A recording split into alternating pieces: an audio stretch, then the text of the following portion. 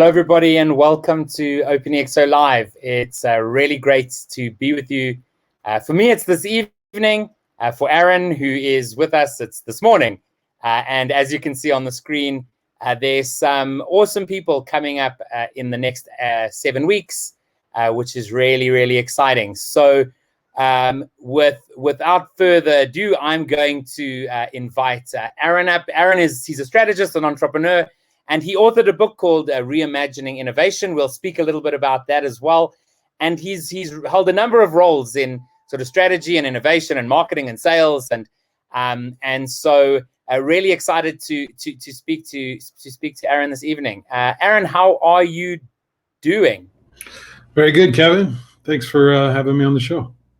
Yeah, absolutely. It's perfect. So we always start by asking people to give us a bit of background about what you've done in life. Now I know you've done quite a few things, so I guess the summarized version.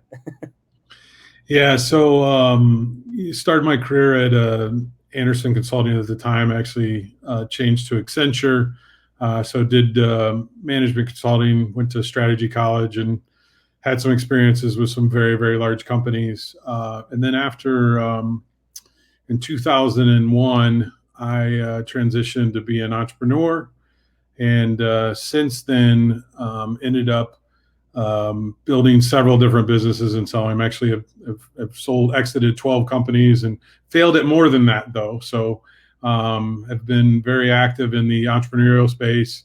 And part of that was I had a digital strategy firm that we were able to kind of incubate and accelerate ideas. And we built these little digital businesses and would roll them out and sell them. Yeah. And in 2015, I sold that agency.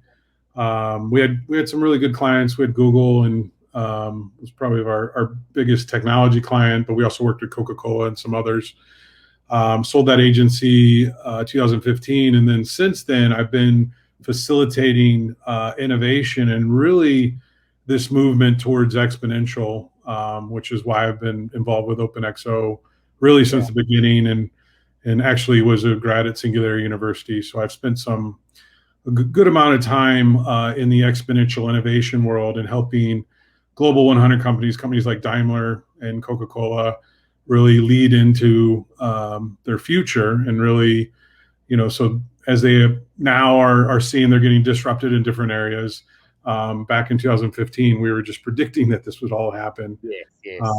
But now we've, so I would actually take a group of executives from Daimler into different places around the world, like Shanghai, Singapore, Tel Aviv, Shenzhen, London, and we'd study those entrepreneurial ecosystems and learn what could they take back into their strategic plan and what was the disruption that they actually saw in their industry as well as other industries that they could apply to their business. So in a nutshell, that's been my career. I've also been a professor in entrepreneurship and innovation for over 10 years. So kind of give you an idea of a little bit of everything I've done. Yeah, wow, that's amazing. That sort of variety is pretty cool. It speaks to me, at least. I can say that much. And so, like you said, I mean, you were a grad at SU, and that's how you got involved in the OpenExO community. Is that right? Yeah. Well, I went to Singularity University. Went through their executive program. I actually was one of the executive producers of the movie The University, which was about Singularity. And so I spent a lot of time there. I actually ended up being entrepreneur in residence at Singularity. So I spent, had an apartment on campus and spent a lot of time there with 30 plus companies that were going through the program. Obviously got to know Salim a little bit there, and have been back there quite a few times. And then literally was in the first OpenExO kind of training program in Madrid, and have been involved since then. So yeah, awesome. That's really great. And so how would you say that, like, all this variety you've had has sort of affected your view of innovation, right? So there's all the work you did with your agency, then there's the exponential stuff. Like, how has that affected the way you see innovation?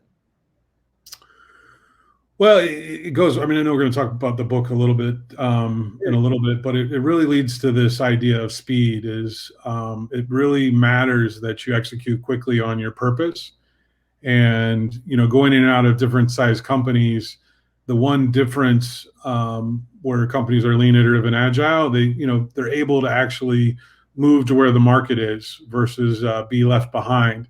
And that's what we're really seeing with some of these larger companies that aren't able to make the decisions that they need to make, that they're slowly being disrupted by other industries, not even their own industry. Yeah. So it's no longer your competition. It's literally an alternative that is disrupting from afar. So the ability to synthesize that on a systems thinking level is really what I work to capture in the book that I wrote, about how innovation has been reimagined because it's exponential, but it needs to be conscious, really around conscious capitalism and thinking about all the different stakeholders, because we see that the world is in a period of really, looking at anything that's going wrong is going to be identified. There's a lot of transparency. So companies have to do the right thing, and they have to do it early, and they have to really build those programs around, where their stakeholders and their customers will be in the future, not where they are now, which has become part of the difficult puzzle to solve. Mm. No, absolutely. Now, of course, I mean, like you said, I've just put up a picture there of your book. I mean, really looking at reimagining innovation. And so, I mean, in the 21st century, I mean, obviously innovation looks very different from what it looked like in the 20th century or before, right? So, I mean, what would you say are the things that what do you recommend that people actually then are focusing on, when they're thinking about innovating within their organization? Yeah, I mean, I think it, when you look at innovation, it's gone from incremental to exponential, and I think that's where I think OpenExO really has, the future, is part of this exponential future, and some of the different products that they've created around these exponential sprints and things like that are really important for big companies to start thinking about that, because the reality is we live in a VUCA world, a world that's very complex. It's something that big companies are kind of caught with their bureaucracy, that they've got to start to like innovate on the edge. And I think that innovation, as it goes exponential, means that decisions you make lean, iterative, agile, quicker decisions, but it also needs to be conscious, and it needs to have purpose. And the book itself tries to capture some of your biggest exponential thinkers, like Elon Musk. We kind of probably I've overanalyzed Elon Musk at this point in my life, but his ability to define a purpose, start hiring the people and step out of the way is really part of the startup of the future. But it's also now part of the the grown-up companies, these global 100 companies that realize that they are being, anyone in a garage can actually create a better product than them, because of the easy how technology can be implemented, and the fact that everyone's so connected anymore that things happen very, very quickly. No, I mean, absolutely. The one thing that I mean, I've heard from so many people who work in corporates, and if I think back to to my days working in a corporate, there's always the posters on the wall. This is our vision, our values, and I don't think I've ever come across anyone who says in a large corporate that says, yes, that's exactly what we live. Very few and far between, right? There are some. You look at what Paul Polman was able to do at Unilever, for example, actually living a purpose, living values, but generally it's more of a statement on a wall. So when you working with a large organization, how do you actually get across that? We always speak about also like immune system. Like, what do you do to help them see that a part of the problem is themselves? Yeah, so it's a good example. Is you got to give them companies that are not like them and then that are like them. So an example is if you take a European car company and you bring them to Seattle, for example, you're going to spend some time looking at companies like Amazon, but then you're also going to want to look at companies like REI. And the reason outside their industry is to say, okay, and then they realize is like all of these companies have very similar challenges of the external world kind of forcing them to change.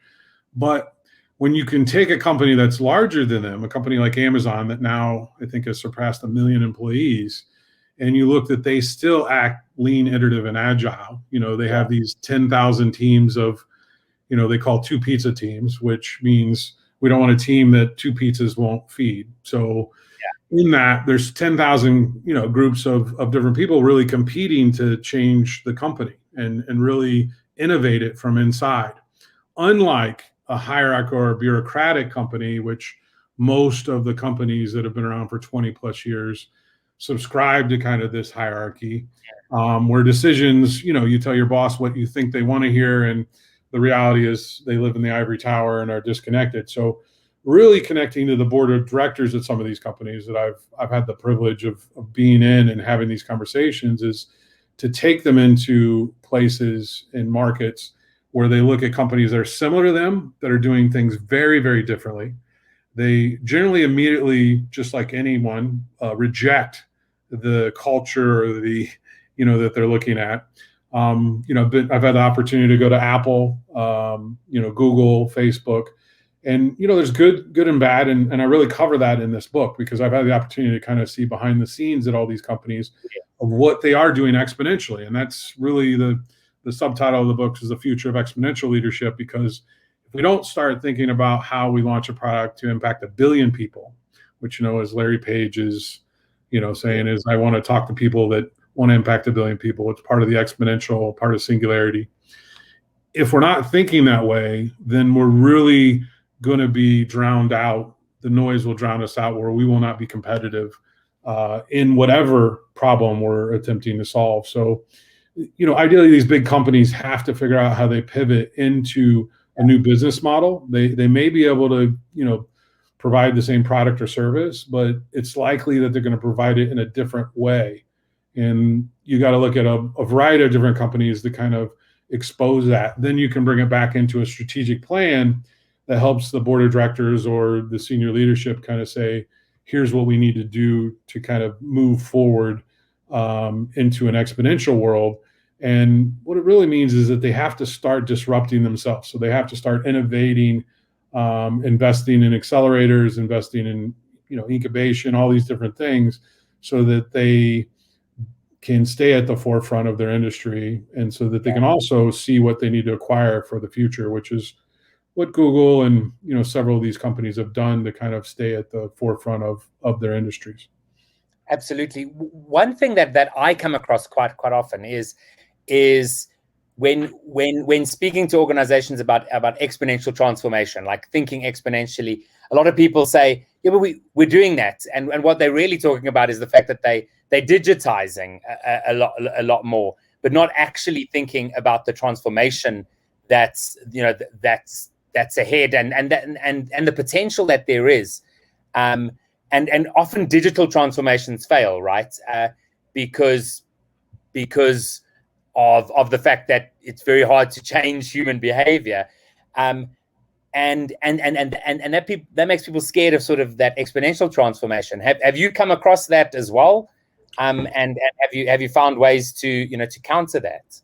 Yeah, well, I mean, Kevin, you make the good point is once something becomes digitized, it becomes exponential. So that is the first step. Now, whether the culture, whether the people, in the 6 Ds model, Peter Diamandis and Kohler defined, you go through digitization, you go through this period of deception, disruption, democratization, dematerialization, demonetization, democratization. Those are hard 6 words to remember, but I've said them enough that I do remember them. But in that process, if companies start to identify where they are compared to other companies, their competitors, and then outside the industry, and they have an honest conversation of looking at, even a simple tool like a business model canvas or a lean canvas, and they define themselves and they define and then they define the external, you really do an analysis, which is part of the strategic work that I would do. And we'd even take people through a customer journey so they could say, well, what could be digitized? But I think your point's well taken. And I think part of helping these companies really make this transition, which they fail so often, is because the leadership's not on board. So if your leaders aren't really, a lot of them have mantras and different things, but the reality is it's hard to build a business that's going to disrupt or cannibalize your core business. I think what we've seen is you have to do that today. You have to actually start thinking about what is the next chapter and how we do that.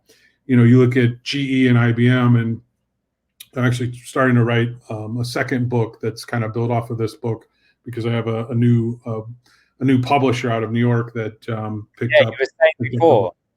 Yeah. So in that, the second book, what we're really looking at is like IBM and GE, where they in the past have been really good and actually did some incredible transformations, but right now are really having a hard time make that next jump. So, the reality of being successful in this once doesn't necessarily mean that you're going to be successful, depending on the leadership and how much they're bought in. Exactly, man. I was going to say, it really comes back to leadership, right? You look at how many changes and pivots, some a company like Nokia made, and they're not completely gone, and there is still a business there, but it's interesting. It really does come down to the leadership, right? That to have that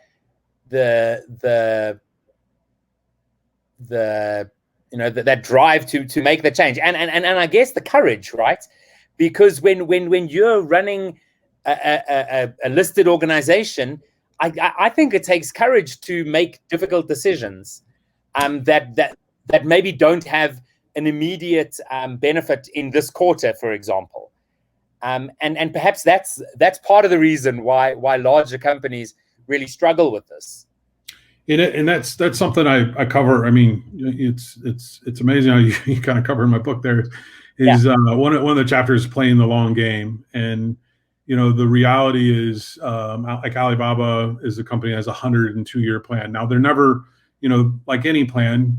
The only thing that's accurate about a plan is that it's inaccurate, right? That it's not going to predict anything, but it's going to give you a purpose and a north. And so many companies think quarterly based on what they're doing, and their jobs are quarterly, unfortunately. And very few companies, but if you look at Apple, you look at Amazon, you even look at Google, they've redefined with their analysts to say, hey, we're not going to play by your rules, and we can't. And Elon Musk has done that and probably over succeeded. And he would even say, his stock is probably at a place that's unreasonable. But in that long-term thinking, Elon Musk laid his vision out in 2006 in a blog post, and literally it's happened. Not exactly how he said it was going to happen, but pretty darn close. I mean, his vision of creating the Model S, so that he could democratize, using the exponential language, the Model 3, and if I can deliver those, and then now you have this value of a company, and,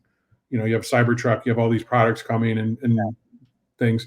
So he's looked at the long game, and really said, I'm creating an energy company. Their own mission wasn't necessarily to create the best automotive company. So where does that go beyond where we're at? And you could say, you mentioned values earlier, or Unilever and companies, and one of the keys, I think, to Amazon's success is Jeff Bezos, and just creating these 14 leadership principles, which come back to exponential leadership, that they live, they hire, they recruit, they talk about it on a daily basis. It's one of those companies where that's helped them define to be frugal and to be more like a startup, even though they've grown up to be one of the world's largest companies. So there's a lot of wisdom in, these companies that have grown exponentially, that the unicorns are kind of living into, which I talk a lot about these unicorns because they've figured out how to leverage these platforms and grow so quickly.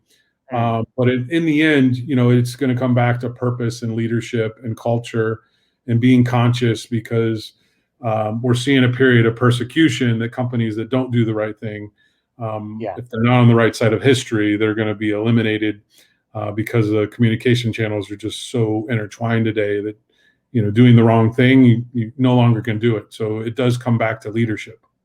Absolutely. And if we actually look back to Tesla, in terms of the broader MTP there, I mean, I've actually heard Elon Musk saying, if Tesla fails, but every other car company becomes electric, we've reached our purpose. Now that is such a mind, like a traditional CEO, like that sort of mindset is insane, right? Yeah. Now, of course, I mean, all of his sort of benefits or whatever of that it succeeds, and I really see it succeeding. But it's really that drive to purpose that allows them to build that community they have. You know, go and look how many Tesla themed YouTube channels there are. And it's insane, right? So they don't have to market in hardly anything because they've built this amazing community. So many exponential things. And speaking about that, of course, you know, we are you know, currently moving on to Exponential Organizations version 2, and I know you're participating in that as well. So yeah, what are you going to be focusing on as part of that V2?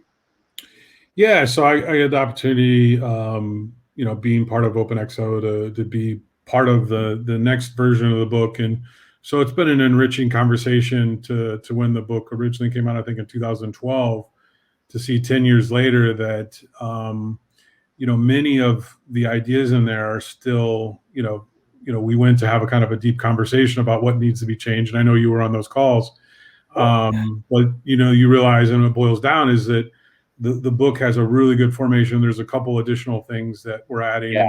I think to me, you know, I'm going to help focus on the business model side of it, which has really been my expertise as a professor and teacher, is to teach new business models.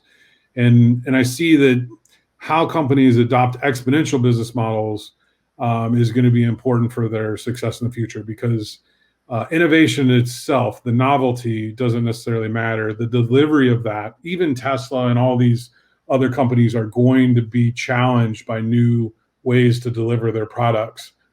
Tesla probably is going to be on the forefront of that as they make their vehicles autonomous and running around, and they become profit centers potentially, competing with Uber and things. But you know, that just changes the whole dynamic of ownership and assets, because now it becomes, instead of this thing that cost you, you know, it potentially becomes an asset. So Tesla could really reverse the model. I think other companies in the automotive space could do the same.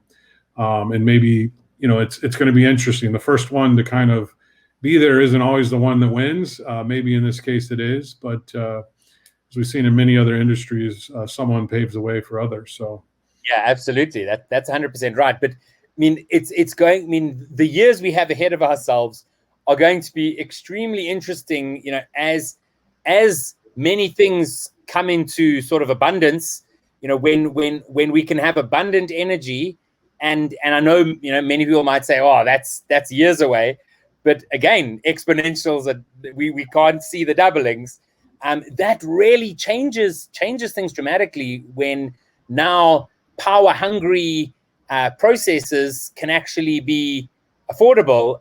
That really changes the game. So it's I definitely think there's some exciting years ahead. Although some there is perhaps a chasm there. I don't know. What are your thoughts, you know, between that abundant future and where we are now? Yesterday we had a call about fiat and Bitcoin, and it got super heated, a discussion. You know, and a lot of people thinking that, I don't know if you've come across the book, The Price of Tomorrow by Jeff Booth, but you know, he speaks about the fact that there's a lot of debt out there, and we just keep kicking the can down the road. But are you super positive about the future? What's your thoughts as we close out here? Yeah, so it's an interesting question. I think when you look at the future, what I know is that we're starting to be able to solve problems in an exponential way. Which, if you just take the base of what, you know, Singularity, Salim, exponential organizations, Peter Diamandis, these different people that have really been on the forefront of kind of sharing these new models and examining that. What we see is to me, the future is very bright. You know, you look at Peter Diamandis' book, Abundance. All of our measures have moved in the right direction. With that, there's friction and chaos, and things will change. To your point, things will always happen twice. They're going to happen twice as fast, as they've have in the past, and they're going to continue every 10 years to kind of double on that. And that's where my new book is really about being light speed, is being, as fast as light, because the furthest innovation is that, you could jump to hyperdrive, or hyperspace, is like something that's unimaginable in a way. But we have to reimagine innovation. Between there and here, there's an abundance of new technologies and opportunities that'll create more equality, more access. You looking at production of food, looking at transportation costs, energy costs, all these different things. The future is going to be very, very different than what it is today. But our ability, just for the fact that, probably everyone watching this has YouTube or Netflix, has more entertainment in their pocket than anyone had 10 years ago. And this, and it does not necessarily socioeconomically, there is no, people have access to these yes. channels. So it just depends on how you look at it. I'm an optimist, and I would just say that we will overcome, and we'll overcome quicker. I think there's, your purpose, and I'll even challenge Elon Musk, I guess, here is, if, inhabiting Mars sounds extreme, but the idea of it, there's so much to be learned between here and there, just like mining asteroids. But in that process, the reality is, Elon Musk just put up $100 million for an X Prize to basically, how do you take carbon out of the air? That's going to lead to, a reversal process of some of the harm we've done. We live on a finite planet, and that's kind of part of this book of Reimagining Innovation, is that we have to be conscious. We have to think about, people first, planet, over purpose, over profit. Profit actually, it's been proven with impact studies and all that these conscious capitalism companies, grow exponentially and can even be 14x the returns of a company that's not. So there's starting to be evidence that will start solving big problems. And I'll give you one example to leave on, since you had an example earlier about it. But Tony Chocolonely is a chocolate company out of Amsterdam. And a good friend of mine is one of their spokesperson, Enzo Van Zanten. And Tony Chocolonely basically has a purpose to eliminate slavery in the chocolate industry. Wow. And what they've spread light on is these cocoa or cacao, I don't know the exact word, places are largely in Ghana and different places that there's a lot of slavery and indentured servants. And that actually goes straight to production in very big companies, that actually a lot of your chocolate candies that you eat have some piece of that in slavery. So Tony Chocolonely's goal is to put them, to have every other chocolate company, all their competitors, adopt and find a way to eliminate slavery in that industry. And that's their sole purpose. They will cease to exist once that happens, once every other chocolate company's done that. And that is something that they're growing exponentially just because their purpose resonates with everyone. I now think about, when I pick up a chocolate bar, whether I'm eating chocolate, slave chocolate or non-chocolate. So I now have Tony Chocolonely in the, here for my kids and for myself. But it's that kind of idea that it doesn't always have to be technology, but having some vision for the future that's positive is going to get people behind your product and your item. And that's really what I help people in this book, and what I help in consulting, is helping people kind of define that so that they can get really specific on what they want to see or what they want to be, 20, 30 years from now, which sounds crazy when you think about how much technology and how much change we're going to, bear between now and then. But it also gets real creative and gets real innovative. So it's fun. Yeah, absolutely. Aaron, it's been great chatting to you.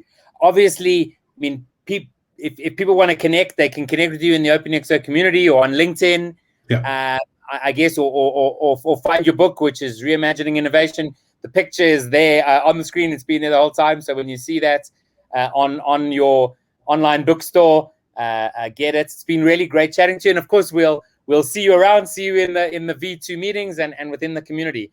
Thanks so much for being with us here today. Thanks, Kevin, for having me. I appreciate it. All right, have a good one. Have a good day your side. Bye-bye. Bye. So that was Aaron. Great chatting to him. So much insights from many years of experience, different experience, and do check out his book. And I'm going to end the call today with a video about our upcoming consultant certification. If you're interested in understanding exponential more, understanding how you can help others to be more exponential, do check it out.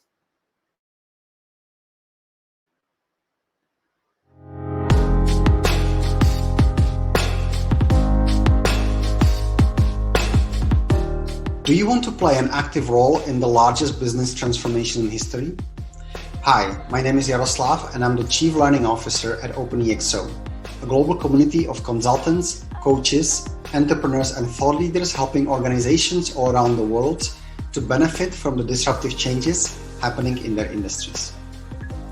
I am responsible for the design and delivery of a suite of training and certification programs that train over 1,000 forward-looking business leaders and consultants every year. Our programs help you to understand and apply the hidden recipe behind some of the most innovative and most successful organizations that exist in the market today. I want to invite you to an introductory webinar about the EXO Consultant Certification Program. This program has been designed to teach the inner workings of exponential organizations and to give you an opportunity to apply the EXO model in real-life assignments. During the webinar, you will learn more about the content and structure of the certification, as well as hear from past participants about the value they received out of the program. The future of business will be led by exponential organizations. We can already see this by the number of unicorn companies disrupting almost every industry, as well as by the thousands of existing organizations applying the EXO model every day. Businesses all around the world are looking to you to assist them in navigating the largest transformation of business to date. Join our webinar to unlock exponential growth opportunities for yourself and for your clients. I look forward to seeing you there.